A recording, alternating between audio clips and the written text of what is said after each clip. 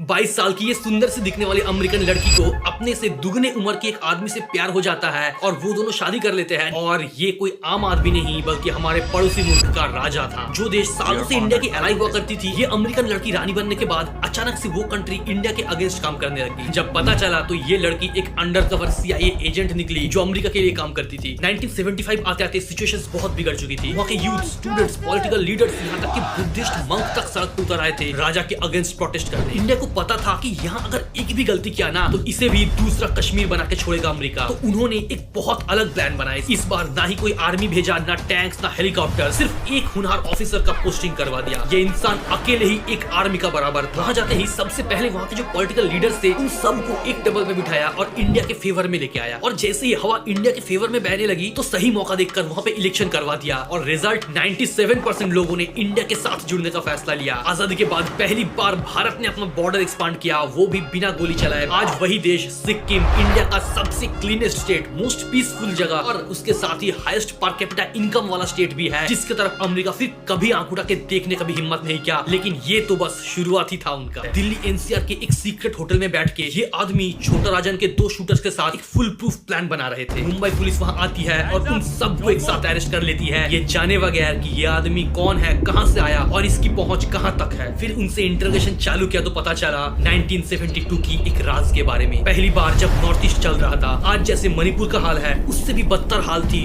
असम की। ये आदमी वहां जाके मिजो नेशनल फ्रंट यानी वहां का जो रेबल ग्रुप था उसके नेटवर्क में घुस गया। वहां के 7 में से 6 रेबल ग्रुप्स के लीडर्स को अपनी तरफ ले आया और मजबूरन बाकियों को सरेंडर करना पड़ा। इलेक्शन हुआ, एक नया स्टेट का जन्म हुआ, असम टूट के मिजोरम। फिर ऑपरेशन ब्लू स्टार के बाद अमृतसर की गोल्डन टेम्पल के अंदर कुछ मिलिटेंट्स घुस गए थे। PM का सख्त ऑर्डर था एक भी आर्मी अंदर नहीं घुसेगी। फिर ये इंसान आया, अंदर घुसा, उनसे बातचीत किया, लेकिन एक इंडियन ऑफिसर के रूप में नहीं बल्कि पाकिस्तानी ISI के एक एजेंट के तौर पे। इन सबको इससे भी बड़ा एक्ट का लालच देके गोल्डन टेम्पल से बाहर निकल कर लाता है और जैसे ही आता है बाहर स्नाइपर रेडी बैठा था, उसके लीडर्स को ऑन स्पॉट शूट कर दिया। बाकी लोग अपने आप आके सरेंडर कर दिया और यहाँ तक आते आते वो अपने लाइफ के अल्टीमेट मिशन के लिए तैयार हो चुके थे, जिसके बाद उन्हें सीधा 7 साल के लिए पाकिस्तान में भेज दिया गया। इस इंटेलिजेंस ब्यूरो का ऑफिसर ने मल्टी एजेंसी सेंटर का स्थापना किया और joint task force intelligence centre चालू किया। इंडिया का इंटरनेशनल हमलों का जवाब देने का तरीका डिफेंसिव से ऑफेंसिव में शिफ्ट किया। पूरी सर्जिकल स्ट्राइक बालाकोट से लेके आज के ऑपरेशन सिंदूर तक में सबके पीछे का दिमाग इन्हीं का होता है।